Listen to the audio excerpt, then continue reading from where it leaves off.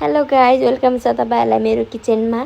मैले चाहिँ आज आलु र बोडाको तरकारी बनाउन लागेको छु। मैले चाहिँ सबै काटकुट गरेर सब रेडी पारिसकेको थिएँ।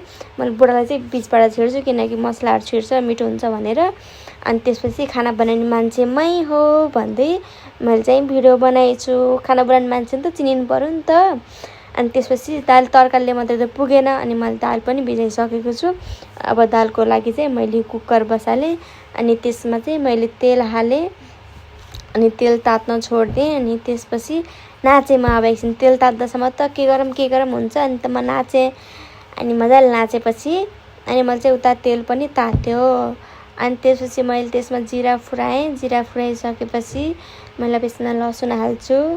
अनि लसुन हालिसकेपछि यसो चलाएर अलिअलि ब्राउन कलरको भएपछि मैले चाहिँ यसमा अब बेसार हाल्दिएँ। अब बेसार हालिसकेपछि अब यसलाई यसो चलाएर मैले चाहिँ अब ब्राउन कलरको भयो नि त। अब मैले चाहिँ दाल हाल्दिएँ। अनि दाल हालेपछि मैले रोइ गरेर चलाएँ। मलाई दाल चाहिँ पहिल्यै झानेको चाहिँ मनपर्छ, पछि झानेको नि त। मलाई चाहिँ पहिले झानेको चाहिँ मलाई मिठो लाग्छ दाल। अनि दाल चलाइसकेपछि मैले चाहिँ यसमा टमाटर हाल्दिएँ। टमाटर हालेपछि यसलाई चलाएँ। त्यसपछि पानी हाल्छु। पानी हालिसकेपछि मसला हालेर मैले यसलाई चाहिँ छोड्दिएँ आफ्नै धुनमा। अब मैले तरकारीको लागि चाहिँ मैले पेन बसालिसकेको छु। अब यो चाहिँ तातिसकेपछि मैले चाहिँ तात्यो। अब चाहिँ मैले यसमा तेल हालेँ।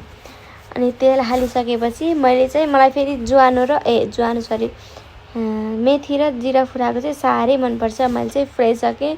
अनि प्याज नि हालेँ। प्याज हालिसकेपछि मैले मजाले रोइ गरेर चलाउँछु। अनि प्याज पनि ब्राउन कलरको भइसकेपछि मैले यसमा आलु हाल्छु। अनि आलुलाई पनि एकछिन रोइ भुट्न पर्यो। अनि यसलाई मैले भुटेँ मजाले।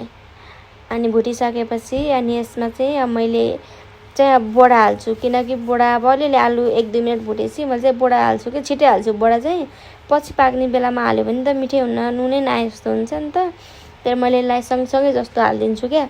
अनि यसलाई पनि मजाले चलाएँ फेरि। अनि मैले धुलो खुर्सानी र जिरा पाउडरको धुलो हालेँ। अनि त्यसपछि यसमा मैले टमाटर हाल्छु पहिला सुरुमा तल, अनि त्यसपछि साइडबाट चाहिँ तरकारीले छोपिदिन्छु क्या, किनकि छिटो गल्छ नि त। अनि यसलाई ढाकेर म चाहिँ उता लाग्छु। म कति राम्रो हो भन्दै मैले चाहिँ भिडियो गराइछु। अनि त्यसपछि म चाहिँ उता तीजको गीत लाउँदै खाना बनाउँदै गर्छु क्या। मलाई गीत नसुने खाना बनाए जस्तै हुँदैन। अब यसलाई फेरि एकछिन चलाउँछु मैले मजाले। अनि त्यसपछि चलाइसकेपछि फेरि यसलाई पानी हालेर अलिकति पानी हालेर मैले